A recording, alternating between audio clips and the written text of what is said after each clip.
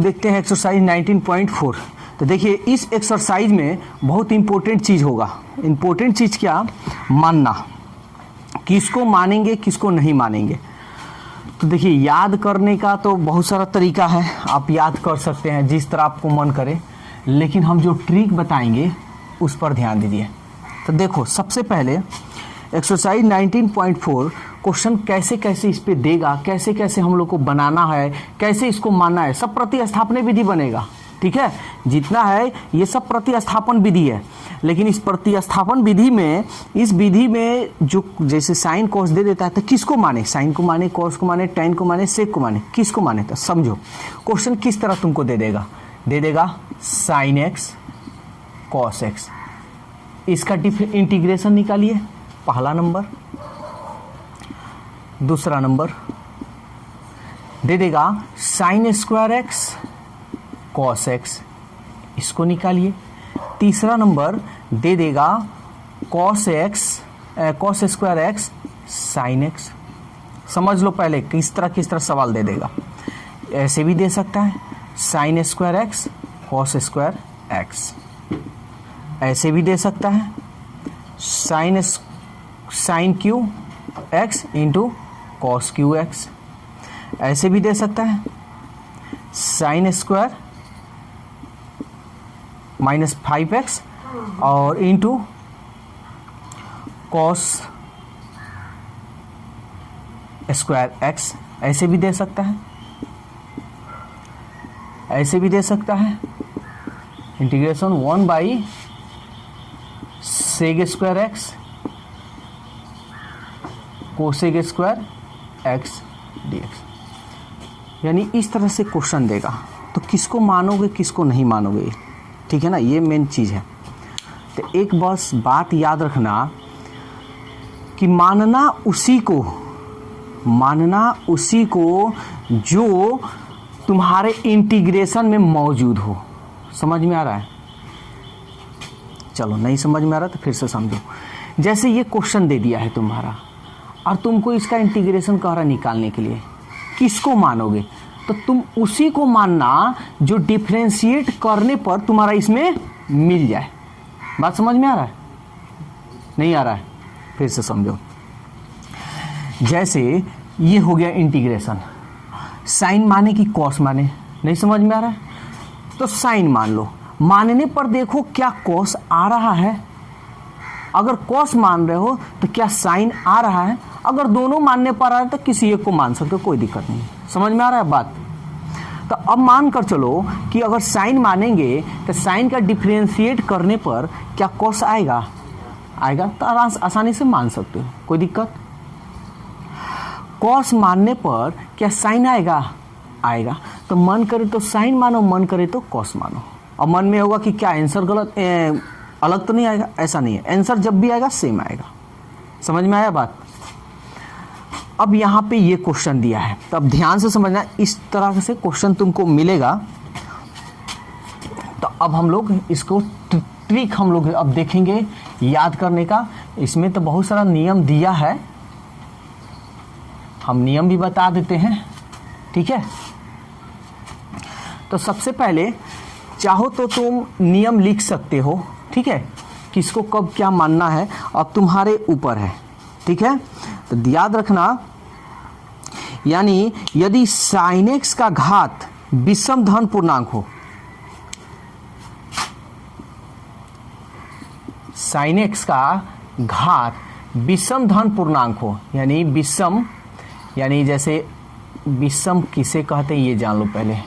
विषम संख्या 1 3 5 7 dash dash, सम संख्या 2 4 6 8 डैश डैश। तो ये ट्रिक नहीं, अभी हम कुछ नियम बता दे रहे हैं। अब तुम लोग को जिस तरह यूज करना हो उस तरह तुम लोग यूज कर सकते हो, ठीक है। तो चलो नियम देखते हैं। तो ये विधि है, ठीक है, किसको मानेंगे यहाँ पूरा लिखा हुआ है, ठीक है। अब समझो ये 1 2 3 4 4 का 2। अब समझना ध्यान से, देखो यदि साइन एक्स का घात बोले तो पावर, यानी साइन एक्स का घात विषम धन पूर्णांक हो। विषम मतलब या तो 1 हो, या तो 3 हो, 5 हो, 7 हो, 9 हो, 11 हो, 13 हो, ठीक है। विषम हो तो क्या मानना, सब z बराबर मानना cos x। समझ में आ गया, ठीक है। नेक्स्ट, यदि cos x का घात, यहां sin x का घात की बात हो रहा था, यदि cos x का पावर विषम धन पूर्णांक हो, यानी अब cos विषम में आ जाए तो क्या मानेंगे, तो क्या मानेंगे, z बराबर sin x। विषम मतलब वही 1 3 5 7 9, ठीक है। तो केवल एक ही में आए, ऐसे देख लो। एक एग्जांपल ले लेते हैं, साइन एक्स का घात विषम में हो जाए, मानकर चलो कि इसका पावर ये हो, अगर डिफरेंशिएट निकाला है, क्या करना, कॉस मान लेना, केवल कॉस मानेंगे। हाँ केवल कॉस मानेंगे, ठीक है। पावर कुछ भी नहीं, पावर कुछ नहीं मानना है, ठीक है। ये ले लो, अगर मान लो क्वेश्चन ऐसे आ जाए, कॉस के पावर 7 x dx, तो क्या मानेंगे, समझ में आ रहा है। नेक्स्ट देखते हैं। अब देखो यहाँ क्या कर रहा है, यदि साइन एक्स और कॉस एक्स दोनों का घात धन पूर्णांक हो, धन मतलब प्लस में हो, धन पूर्णांक यहाँ ना तो सम की बात है और ना विषम की बात है, यानी मानकर चलो ऐसे आ जाए question, sine q x cos square x ऐसे आ जाए, या तो स्क्वायर हो जाए, या तो ये भी स्क्वायर, ये क्यू, ये भी क्यू, ऐसे आ जाए, तो चाहो तो साइन एक्स मानो, चाहे तो कॉस एक्स, दोनों में से कोई एक्स। बोलो कोई दिक्कत है यहाँ तक। और ये वाला तो भाई आसान है ना जी। अगर साइन विषम में आएगा, ध्यान से समझना है, इस पे भी हम ट्रिक बतला देते हैं। अगर साइन विषम में आएगा तो साइन का ठीक दोस्त कौन होता है, कॉस। साइन विषम में आएगा तो कॉस मानना, कॉस विषम में आए तो साइन मानना। समझ में आ गया, ठीक है, ये याद हो गया। अब साइन और कॉस दोनों में, यानी साइन और कॉस दोनों आ जाए, चाहे वो सम हो पावर, चाहे वो विषम हो, तो मन करे, जब दोनों आया है ना, तो मन करे तो साइन मानो या मन करे तो कॉस मानो। समझ में आया। 3 को तो कोई दिक्कत नहीं है। चौथा नंबर है, बस थोड़ा सा इस पे ध्यान देना। देखो, यदि साइन एक्स और कॉस एक्स में से किसी का घात यानी पावर विषम धन पूर्णांक नहीं हो, यानी कहने का मतलब विषम धन नहीं हो, धन मतलब माइनस में हो, विषम संख्या नहीं होनी चाहिए। समझ में आ रहा है। और वो प्लस में नहीं होनी चाहिए, यानी विषम में नहीं होनी चाहिए, यानी किसी एक का, देखो यहाँ कह रहा है ना, में से किसी का घात विषम धन पूर्णांक नहीं हो, यानी दोनों में से विषम संख्या नहीं होनी चाहिए और प्लस में नहीं होनी चाहिए, यानी सम में होनी चाहिए। बात यही ना हुआ जी, सम में होनी चाहिए और किस में होनी चाहिए, माइनस में होनी चाहिए, यही ना बात हुआ। तो इस स्थिति में क्या करना, साइन एक्स और कॉस एक्स के पावर को जोड़ेंगे। इस स्थिति में क्या करना, साइन एक्स और कॉस एक्स के पावर को जोड़ देना। जोड़ने पर, अगर इनके पावर को जोड़ने पर यानी योगफल करने पर सम ऋण आए, यानी सम में माइनस आ जाए, अरे यहाँ भाई तो विषम तो है नहीं, तो सम को जोड़ोगे तो सम में ना आएगा। कहा गया जी, सम ऋण आए यानी जोड़ो और जोड़ने पर माइनस आ जाए, तो सीधा क्या मानना, z बराबर tan x। कोई दिक्कत। अगर ये नहीं हो, यानी सम ऋण नहीं आए, यहां देखो इनका पावर योगफल सम धन आ जाए, यानी सम हो लेकिन प्लस में आ जाए, तो इसको रूपांतर और विधि कर हम लोग बनाएंगे। ट्रांसफॉर्मेशन मेथड बताए थे ना जी कि किसका डिफरेंशिएट करने पर वो मिलता है। बोलो इसमें कोई दिक्कत है तो। समझ में आ गया। तो ये बस विधि था, अब इसको तुम चाहो तो याद करो, चाहे जो भी हो, ठीक है। आगे देखते हैं। तो ये तो नियम जो था, नियम लिखवा दिए, लेकिन अब ध्यान से समझना, मेरी बात पर गौर करना। Sine cos tan cot sec cosec में रहे तो किसको मानेंगे, क्या करना, चाहे वो सम हो, विषम हो, माइनस हो, धन हो, कुछ भी हो, उससे तुमको लेना और देना नहीं है। ये मेरा टेक्निक है, ठीक है। क्या करना, माइनस है तो उसको प्लस में कर देना, सपोज दैट आए तो। सबसे पहले क्या करेंगे कि देखेंगे कि सबसे पहले जो भारी होगा उसको मानेंगे, ये तो बताएं, याद रखना इसको। उसको मानना जो डिफरेंशिएट करने पर तुम्हारा उसमें मिले। समझ में आ रहा है? उसको मानना जिसका डिफरेंशिएट करने पर उस इंटीग्रेशन में मौजूद हो, ठीक है ना, बस उस पर बन जाएगा क्वेश्चन, कोई दिक्कत नहीं होगा, ठीक है। लेकिन कुछ बातें को ध्यान में रखना है, जैसे मान लो अब हमारा यहाँ पे साइन के पावर 5x dx, अभी जो नियम बताया है वो याद रखना अपना, लेकिन हमारा ट्रिक देखो, तो इसमें हम बताए हैं कि उसको मानना जो मिल जाए, है ना, यही ना बताए हैं जी। तो हम एक बात पूछें कि एक बात बताओ, साइन एक्स का डिफरेंशिएट करोगे तो क्या आएगा? हाँ, कॉस एक्स आएगा। Very good. तो इसमें हम कहें कि भाई ऐसा करो कि तुम इसको दो भाग में कर सकते हो, सॉरी ऐसे लिख सकते हो, हमको तो कॉस लाना है ना, तो क्या करेंगे, किसको तुम तोड़ोगे कि कॉस में आ जाएगा? समझ में आ रहा है? किसको तोड़ोगे? इसको तोड़ने पर कभी कॉस आएगा क्या? नहीं आएगा। लेकिन इसको तोड़ने पर हम इसको ऐसे लिख सकते हैं, साइन स्क्वायर एक्स का होल स्क्वायर साइन एक्स और dx, ऐसे लिख सकते हैं। और साइन स्क्वायर को क्या हम कॉस स्क्वायर में नहीं लिख सकते हैं? 1 माइनस कॉस स्क्वायर एक्स।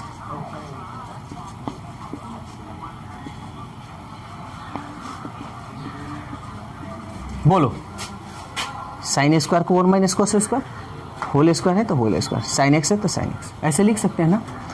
अब हम पूछें कि बताओ दोनों में भारी तुमको कौन दिखाई दे रहा है? पावर वाला मानना या ब्रैकेट वाला?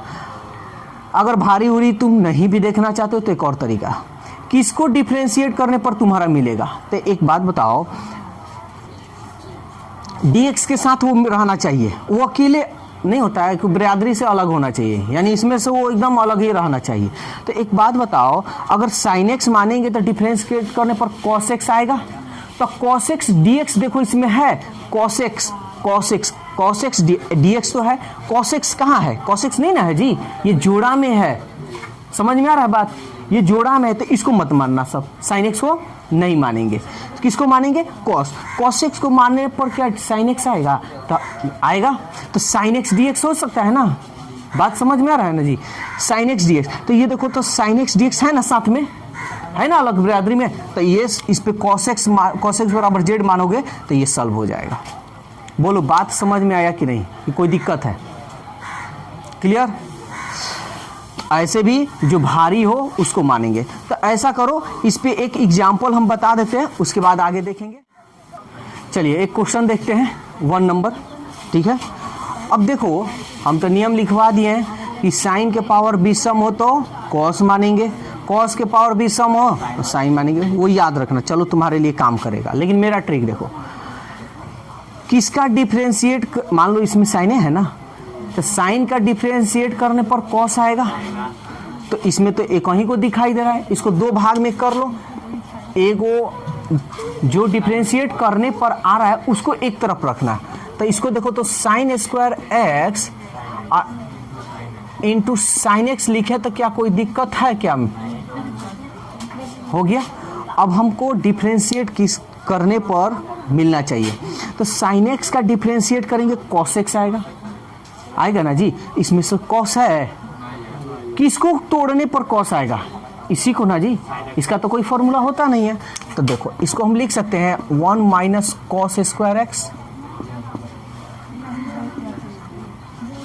बोलो यहाँ पर अब कोई दिक्कत है? तो अब हम देखते हैं, साइन एक्स को मानने पर कॉस एक्स आना चाहिए, तो साइन एक्स अगर मानेंगे तो कॉस एक्स dx, हम बोले ना कि ये अलग रहना चाहिए, क्या ये एकदम अलग रहना चाहिए, तो कॉस एक्स dx, देखो तो कहाँ अलग है जी, तो जोड़ा में है ना, dx तो है लेकिन कॉस एक्स इसके साथ है नहीं है, तो कॉस एक्स छोड़ दो, इसमें साइन को नहीं मानेंगे। तब किसको मानेंगे? क्या दिखाई दे रहा है?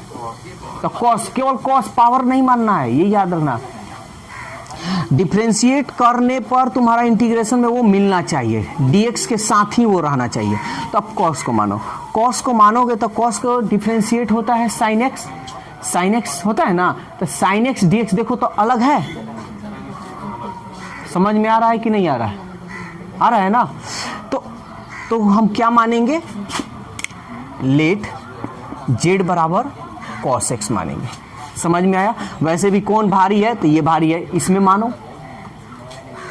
दूसरा तरीका जो हम अभी नियम लिखवा है वो भी याद रख सकते हो। मान लो कि अगर नियम भूल गए तब क्या करोगे, तो मेरा ही मेथड आएगा काम। चलो अब हम लोग काम करेंगे, इसका डिफरेंशिएट करो, तो dz बाई dx, कॉस का डिफरेंशिएट क्या होता है, माइनस साइन एक्स।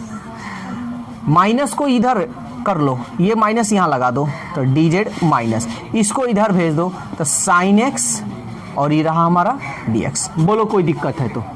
कहीं दिक्कत? थोड़ा मोड़ा कोई दिक्कत नहीं। चलो नाउ आई इक्वल टू, अब रखते हैं, तो देखो तो कॉस एक्स बराबर क्या रखे हो, जेड, तो रख लो 1 माइनस जेड स्क्वायर, और साइन एक्स डी एक्स का मान माइनस डी जेड। कभी भूल कर ऐसे मत लिख देना, नहीं तो ये गलत हो जाएगा, क्योंकि ये यहाँ इनटू है। समझ में आया? कोई दिक्कत है तो बोलो। पूरा क्लियर है ना? एलजेब्रा वाला में हम क्या बताए थे कि जो भारी हो उसको ब्रैकेट में उसको, लेकिन साइन कॉस में नहीं, साइन कॉस में उसी को मानना जिसका डिफरेंशिएट करने पर तुम्हारा मिल जाए। कोई दिक्कत तो नहीं है? चलो अब हम लोग काम करते हैं, ये माइनस जो है यहाँ पे लगा देते हैं, 1 minus Z square D Z. ठीक है, अब इसका इंटीग्रेशन करते हैं। ठीक है, तो हम माइनस हम क्या किए, निकाल दिए। अब इसके साथ अपना करते हैं, इसको इसके साथ dz। ये देखो माइनस है ना, तो माइनस माइनस प्लस कर देते हैं। कोई दिक्कत? ये पूरा माइनस के साथ है, इंटीग्रेशन जेड स्क्वायर dz। अब ये तो आसान हो गया ना, बहुत आसान है, लेकिन बस समझने का अपना तरीका है। इसको कर लो माइनस जेड, इसका जेड क्यू बाई 3 प्लस सी। बोलो यहाँ तक कोई दिक्कत है? पूरी अच्छी तरह से 100 में 100 आया है ना, 99.99 नहीं ना आया है। अब क्या जेड माने हो ना, रख लो, क्या माने हो, कॉस रख लो, तो minus cos x plus cos Q x by 3 plus C. चाहो तो आंसर यहाँ दे सकते हो, कॉमन करना चाहो तो कॉमन कर सकते हो, कॉस एक्स, तो माइनस कॉस एक्स कॉमन कर लो, माइनस कॉस एक्स बच जाएगा यहाँ 1, प्लस माइनस कॉमन किया तो चिन्ह बदल जाता है ना, तो माइनस एगो कॉस निकल गया, तो ये हो गया हमारा cos square x by 3 plus C.